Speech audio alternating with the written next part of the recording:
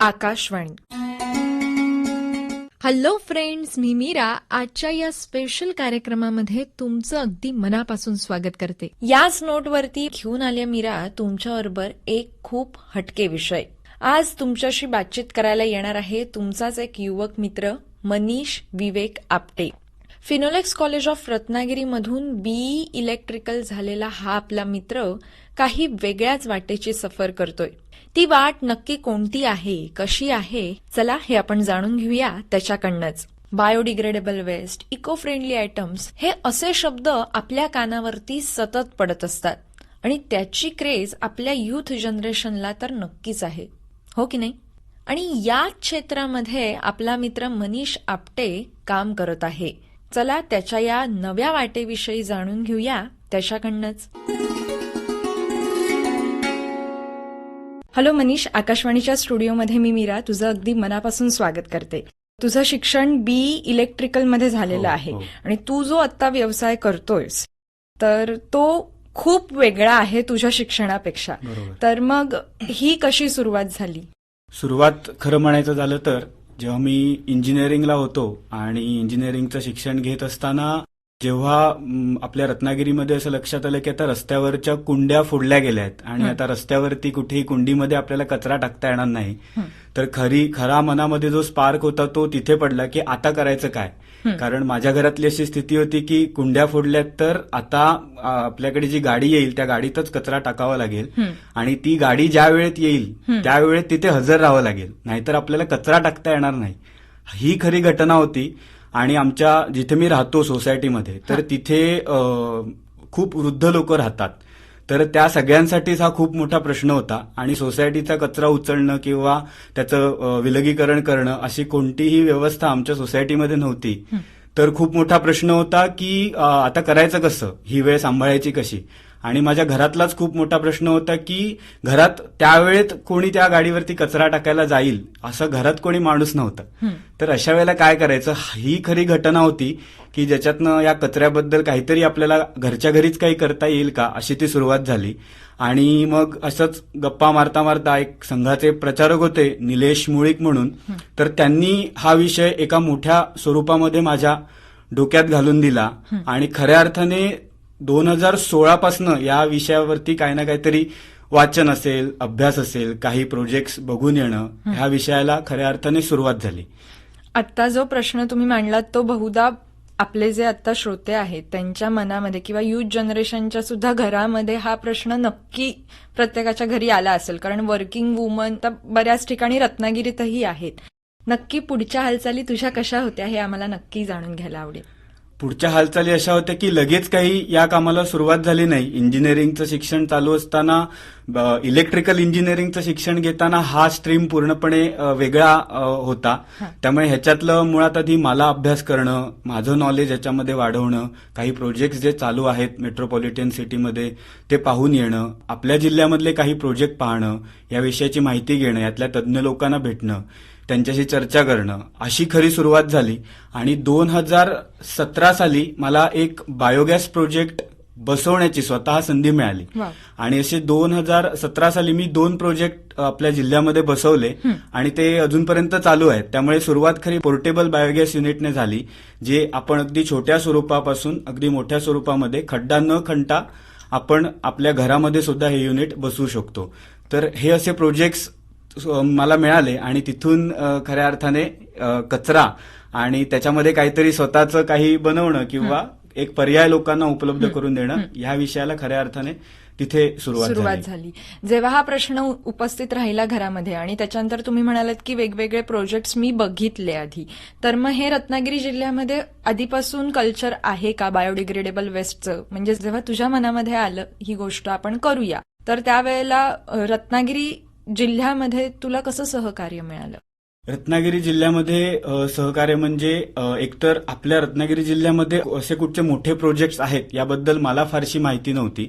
काही लोक आहेत ज्या निसर्गाशी संबंधित किंवा पर्यावरणाशी संबंधित खूप त्यांचं काम चालतं, ती वैयक्तिक काही ना काहीतरी चालू आहेच त्यांचं. तर त्या काही लोकांशी भेटी झाल्या. सिंधुदुर्गामधलं काही प्रोजेक्ट्स तिथे आहेत, ते बायोगॅस बद्दलचे प्रोजेक्ट मी बघून आलो. आणि नंतर पुण्यामध्ये काही असे मोठे प्रोजेक्ट्स आहेत. तर अशा पद्धतीने असं सगळीकडनं या मोठ्या प्रोजेक्टची माहिती घेऊन या विषयाला खऱ्या अर्थाने सुरुवात झाली. ओके. पहिले जे 2 प्रोजेक्ट तू बसवलेस तर ते कुठे होते आणि ती कशी सुरुवात झाली? कारण कधीही अप्रोच करताना अनुभव काय आहे तुझ्याकडे हा प्रश्न कोणीही विचारलंच जातं. तर मग ती सुरुवात नक्की कशी झाली आणि कुठून झाली हे ऐकायला आवडेल. सुरुवातीला एक बायोगॅस युनिट स्वतःच आम्ही एका कंपनीचं बसवलं. आम्ही सोसायटीमध्ये राहतो, त्या सोसायटीमध्येच ते बायोगॅसचं युनिट वरती गच्चीवरती ठेवलं.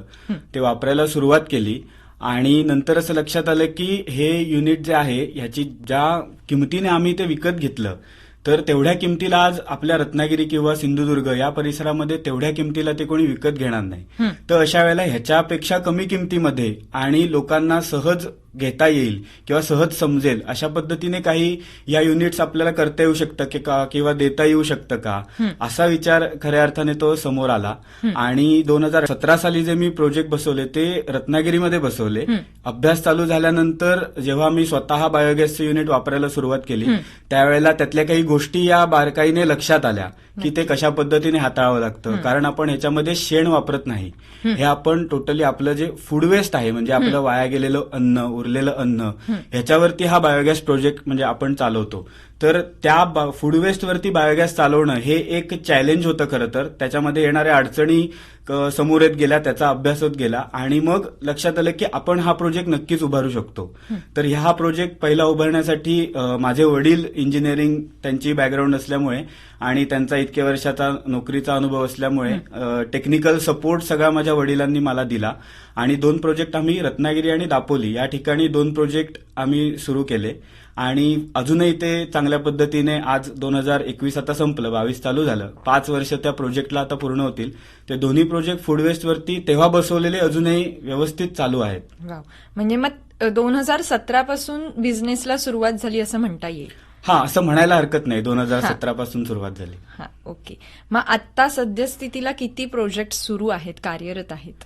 आता आपल्या रत्नागिरी जिल्ह्यामध्ये जवळपास 32 प्रोजेक्ट आपले सुरू आहेत आणि सिंधुदुर्ग जिल्ह्यामध्ये 25 प्रोजेक्ट, असं एवढं मोठ्या प्रमाणावर आपलं आता काम रत्नागिरी आणि सिंधुदुर्ग जिल्हा अशा दोन्ही ठिकाणी सुरू आहे. नक्की. इथे मला अजून एक गोष्ट विचारायला नक्की आवडेल की आता बायोडिग्रेडेबल वेस्ट म्हटलं की शेण नाही आपण यात वापरत, तर मग जो काही भाजीपाल्याचा वेस्ट असतो तो यूज करून मग असं नाही की प्रत्येकाच्या घरामध्ये एवढ्या अमाऊंटमध्येच भाजीपाल्याचा जो वेस्ट आहे तो आपण त्याच्यासाठी वापरू शकतो. मग असं काही आहे का की थोडा असला तरी सुद्धा ते आपण उपयोगात आणू शकतो की खूप मोठ्या क्वांटिटीमध्येच हवं? म्हणजे नक्की कसं आहे हे सांगतो. खरं जर हा प्रोजेक्ट करण्यामागचं ध्येयच आमचं असं आहे की ऍट सोर्स वेस्ट डिस्पोज व्हावं. तर जिथे मानव आहे, माणूस आहे, त्याचं जे रोजचं जीवन आहे, त्याचा जीवनामध्ये लागणाऱ्या गोष्टी आपण वापरल्यानंतर जे सगळं काही उरतं तो कचरा आहे. तर आपल्या घरात तयार होणारा हा जो कचरा आहे तो आपल्याला घरच्या घरीच त्याची विल्हेवाट लावून पुन्हा परत त्याच्यातनं काही ना काहीतरी आपल्याला मिळू शकतं. त्यामुळे कचरा हा छोट्या क्वांटिटीमध्ये असू दे किंवा मोठ्या क्वांटिटीमध्ये असू दे, जे जे डिग्रेडेबल वेस्ट आहे, बायोडिग्रेडेबल वेस्ट जे आहे, ऑर्गॅनिक वेस्ट असंही त्याला म्हणतात, त्याच्यामधनं आपण आपल्या घरच्या घरीच त्याचं नियोजन चांगल्या पद्धतीने करू शकतो.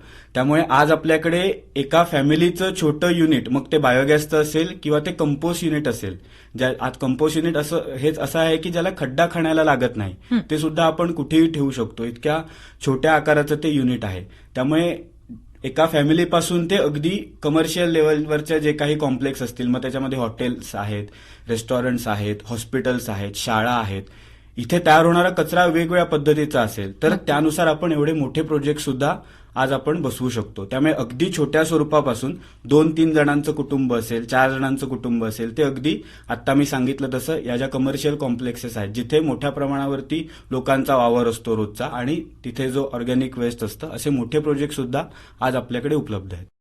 शिक्षण बी इलेक्ट्रिकल आणि या स्ट्रीमकडे वळण्यामागे थोडा तरी विचार हा राष्ट्रीय सेवा संघाच्या एका व्यक्तीचा होता. 2019 आणि 20 या 2 वर्षांमध्ये राष्ट्रीय सेवा संघाचं तू गोव्यामध्ये काम केलंस, तर मग त्याबद्दलही आम्हाला थोडंसं जाणून घ्यायला आवडेल. नक्की.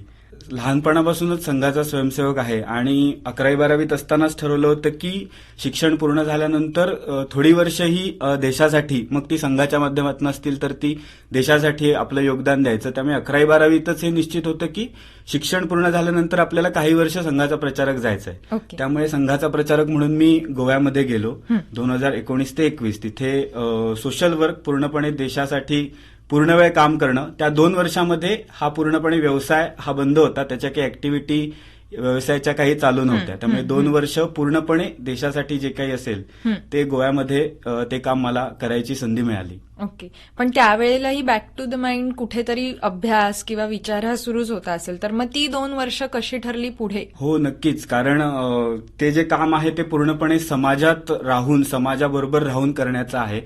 त्यामुळे समाजातल्या ज्या काही अडचणी आहेत त्या प्रकर्षाने एकदम समोर दिसल्या, जाणवल्या आणि त्या स्वतःच्या झाल्या.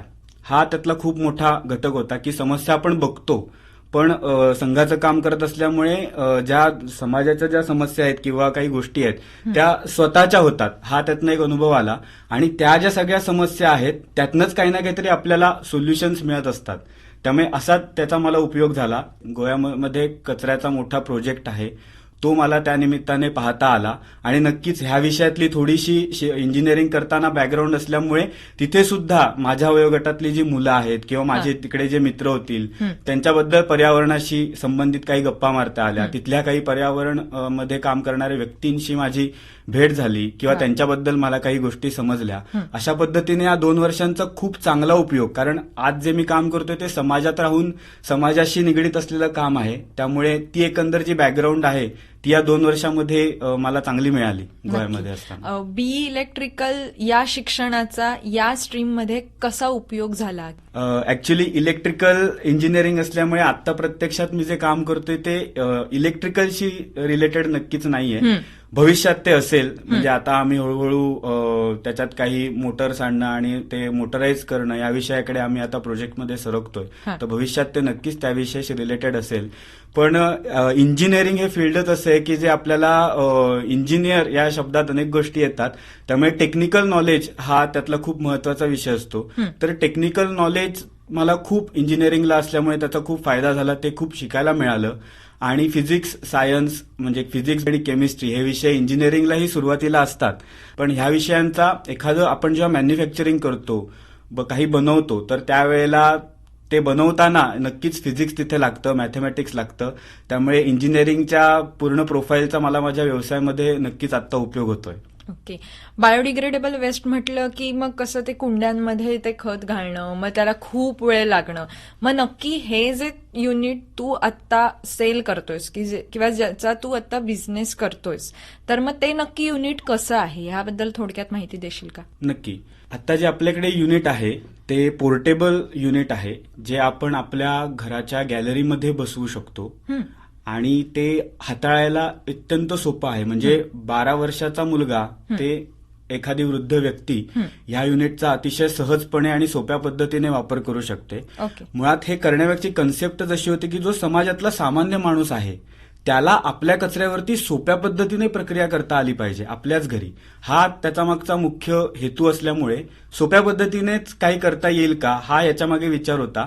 आणि तशा गोष्टी अभ्यासातनं किंवा अनुभवातनं पुढे समोर आल्या आणि हे कंपोस्ट युनिट आज आपण एका फॅमिलीसाठी बनवलेलं आहे. मोठी सुद्धा कंपोस्ट युनिट आपल्याकडे आहेत, पण हे छोटे युनिट अगदी कमी जागेमध्ये कुठेही आपण ते बसवू शकतो. आज त्याच्यासाठी खड्डा खणायची गरज नाहीये. खड्डा खणून झाल्यानंतर जे काही ड्रॉबॅक्स येतात तो त्याचे लेयर्स आपल्याला मिक्स करावे लागतात. पावसाळ्यात कोकणात भरपूर पाऊस असल्यामुळे आपण खड्डा तो सांभाळणं नंतर पावसाळ्याच्या दिवसांमध्ये थोडं कठीण होतं.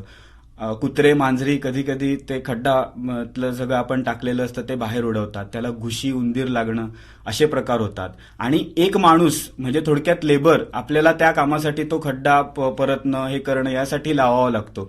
आपलं इतकं जीवन आता बिझी आणि इतकं गतिमान झालंय की ह्याच्यामध्ये आपल्याला हे करण्यासाठी वेळच मिळत नाही. तर अशा वेळेला हा लेबर चार्ज सुद्धा आपल्याला द्यावा लागतो. तर हा ज्या खड्ड्यातले काही समोर आलेले हे जे ड्रॉबॅक आहेत ते या कंपोस्ट युनिटमध्ये आपण सगळे ओव्हरकम केलेले आहेत. त्यामुळे एक व्यक्ती घरातली कोणी, मग तो अगदी 12-14 वर्षाचा मुलगा असेल किंवा कोणी वृद्ध व्यक्ती असेल, हे आपलं कंपोस्ट युनिट अतिशय सहजपणे आपल्याच घरात वापरू शकतं. अशा पद्धतीचं ते युनिट आहे. ओके, मग त्याच्यासाठी काही मेंटेनन्स लागतो का, इयरली किंवा असं काही आहे का? मेंटेनन्स याला काहीच लागत नाही. फारच मेंटेनन्स याचा खूपच कमी आहे.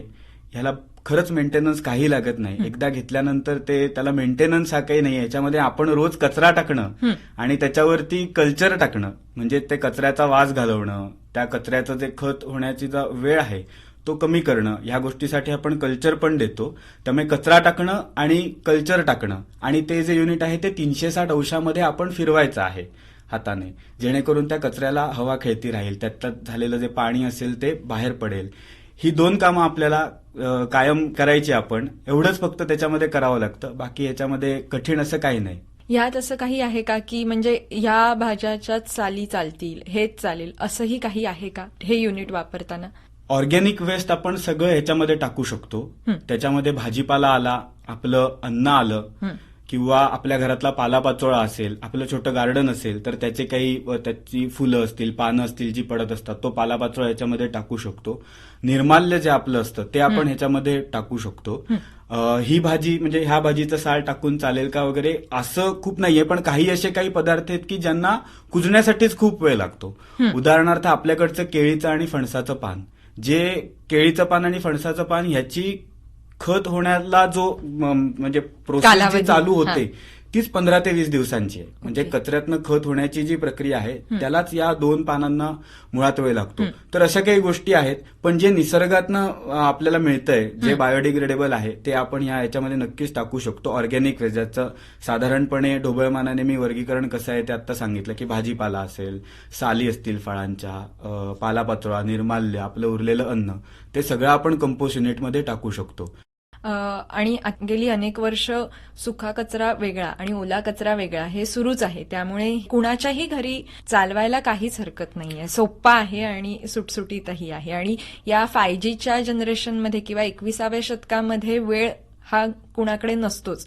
आता ह्याच्यामध्ये काही ग्रेडिंग आहे का, की A grade, B grade, C grade असं काही युनिटमध्ये येतं का? युनिटमध्ये असं काही नाहीये. म्हटलं तसं की आपण कचऱ्याचा व्हॉल्यूम बघून आपण युनिट सजेस्ट करतो, मग ते बायोगॅसचं असेल किंवा कंपोस्ट युनिटचं असेल. मेनली हा बायोगॅस हा जो विषय आहे, जिथे आपण अशा लोकांना सजेस्ट करतो की जिथे फूड वेस्ट मोठ्या प्रमाणावरती आहे, म्हणजे थोडक्यात शिजवलेलं अन्न जिथे वाया जातं, मग ती छोटी खानावळ असेल, मेस असेल, कॅन्टीन्स असतील किंवा आज हॉटेल्स असतील, तर तिथे हे फूड वेस्ट जे आहे ते खूप मोठ्या प्रमाणावरती होतं. आणि फूड वेस्ट हा बायोगॅसचा मेन रिसोर्स आहे. आणि बाकी जे सगळं आहे मी आता सांगितलं ते आपण कंपोस्ट युनिटमध्ये टाकू शकतो, कारण त्याचं खत जास्त तयार होतं किंवा लवकर तयार होतं.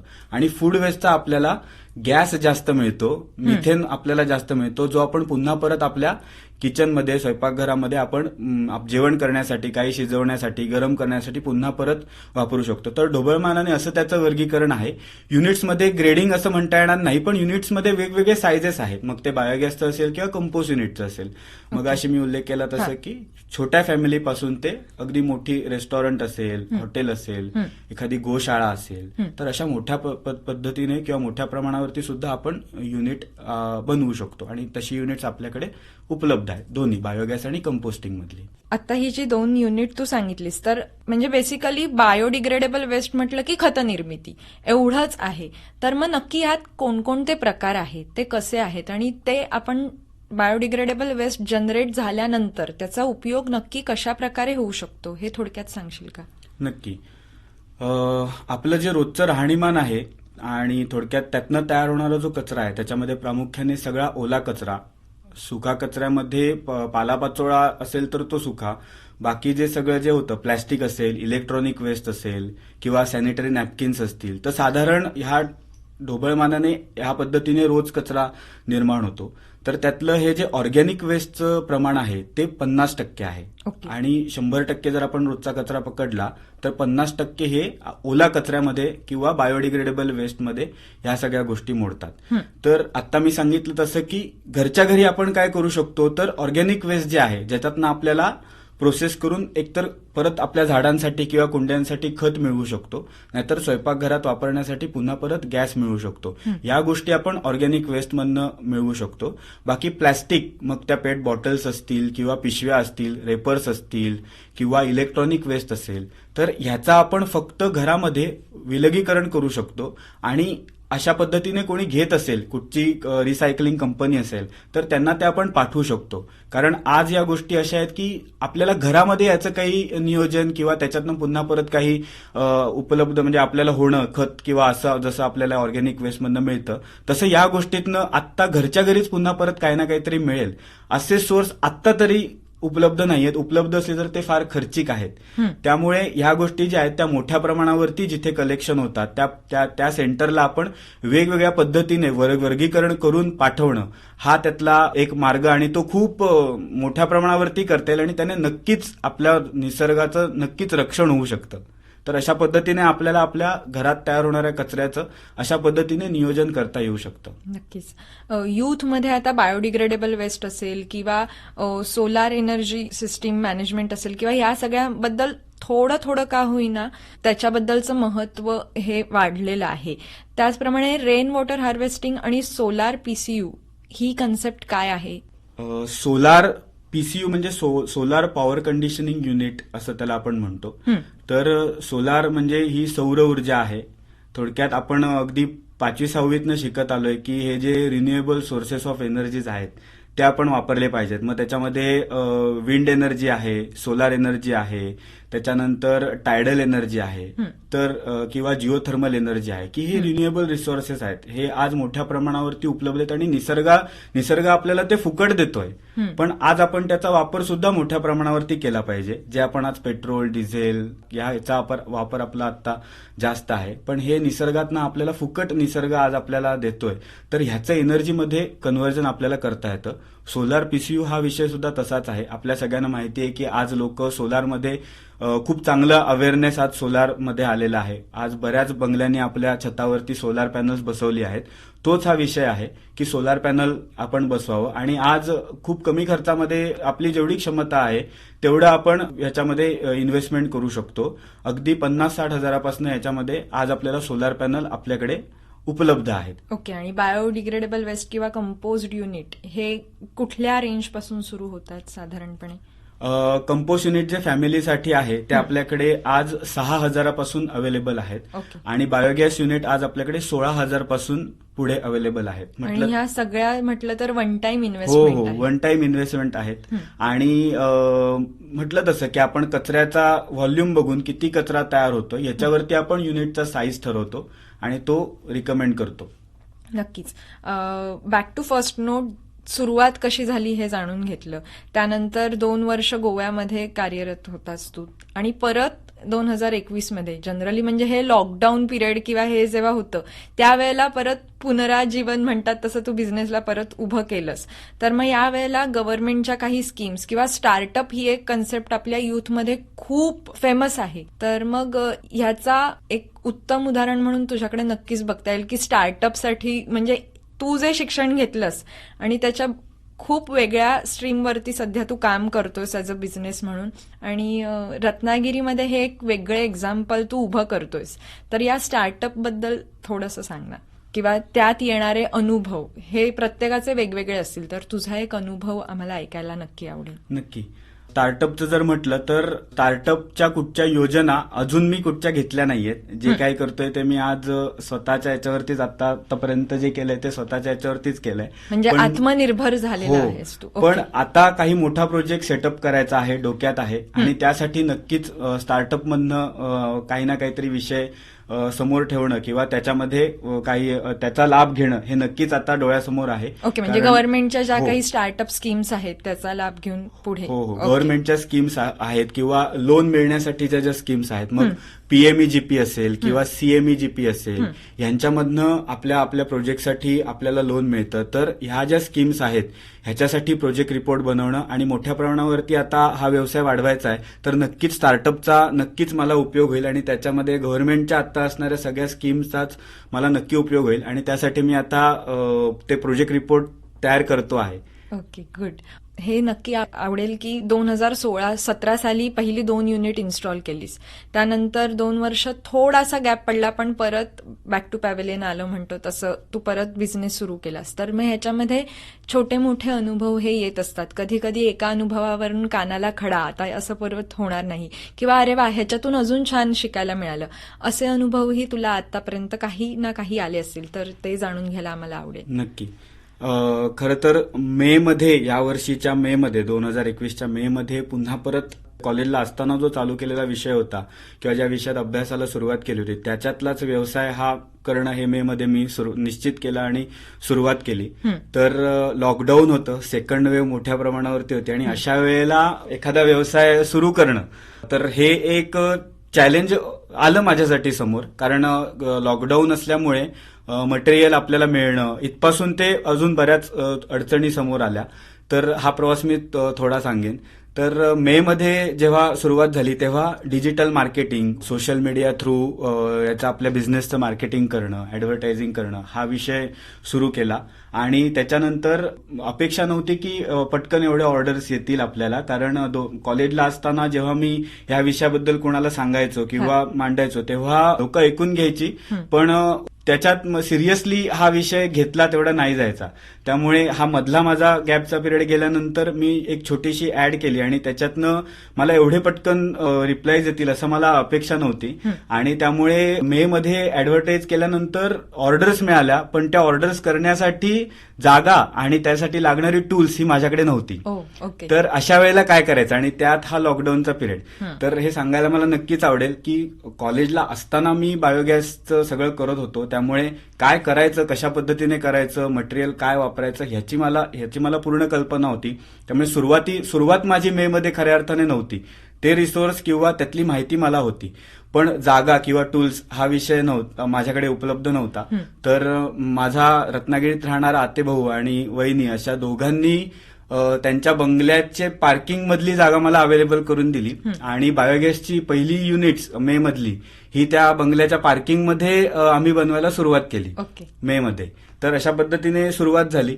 टूल्स माझ्याकडे, कोणतीही टूल्स माझी स्वतःची माझ्याकडे नव्हती, तर ती सुद्धा मला दादा आणि वहिनी, त्यांचा व्यवसाय आहे तर त्यांनी ती सगळी टूल्स आपल्याला जी लागतात ती उपलब्ध करून दिली. आणि अशा पद्धतीने खऱ्या अर्थाने त्यांनी ही मला उपलब्धता करून दिली. त्याच्यामुळे खऱ्या अर्थाने हा व्यवसाय मे मध्ये लगेच चालू व्हायला मला प्रोत्साहन मिळालं. कारण सगळीकडे बंद असताना ही ऍक्टिव्हिटी कुठे चालू करायची, तर अशासाठी त्यांनी मला ही जागा उपलब्ध करून दिली. त्यामुळे नक्कीच त्यांचा माझ्या सगळ्या वाटचालीमध्ये खूप महत्वाचा वाटा एक त्यांचा आहे.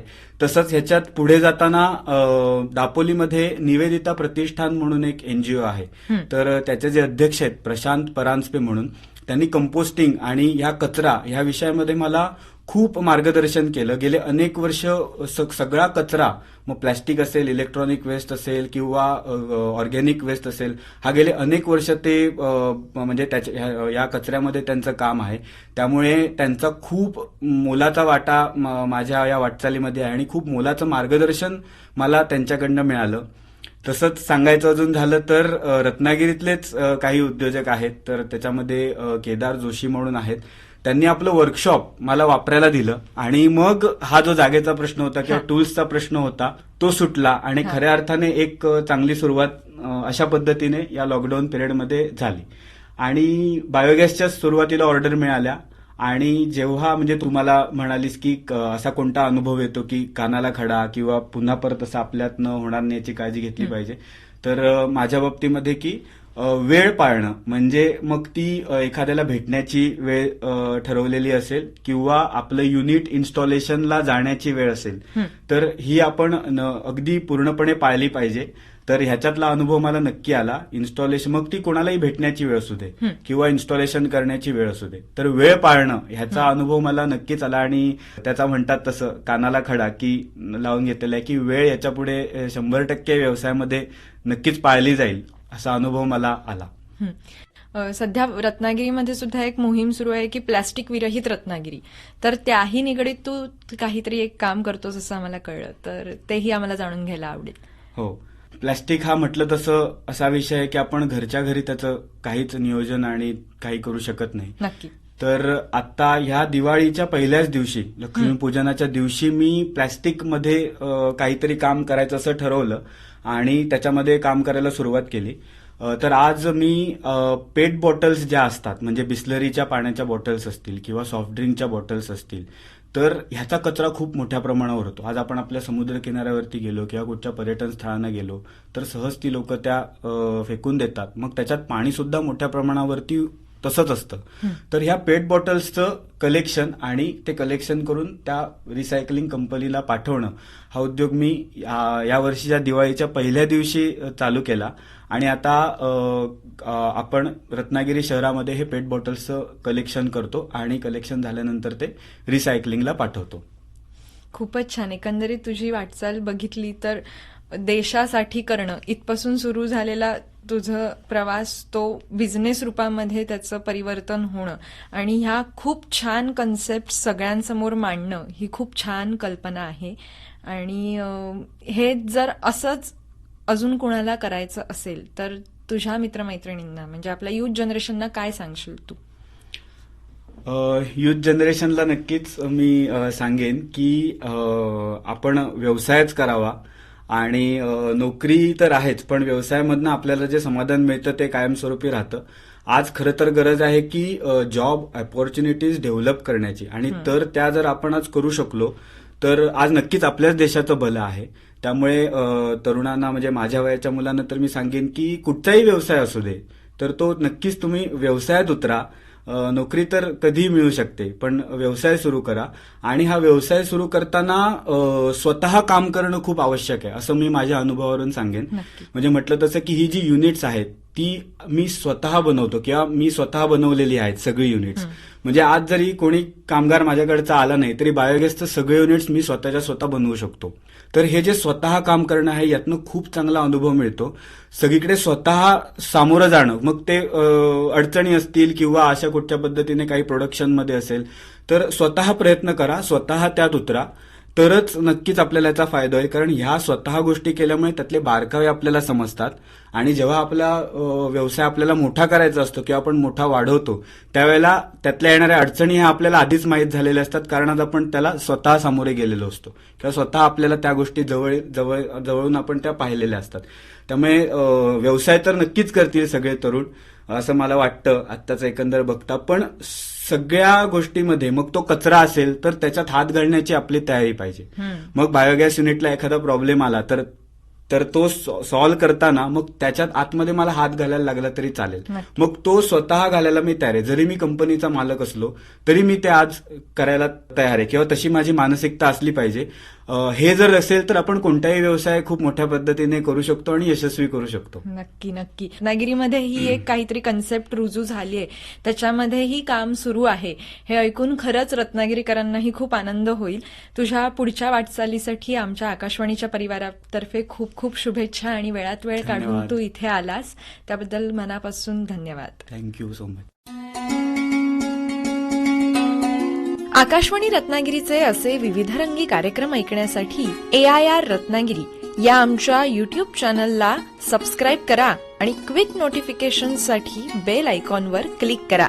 तुमच्या कमेंट्स खालील कमेंट सेक्शनमध्ये लिहून आमच्यापर्यंत नक्की पोहोचवा आणि कार्यक्रम आवडल्यास तो लाईक आणि शेअर नक्की करा. नमस्कार.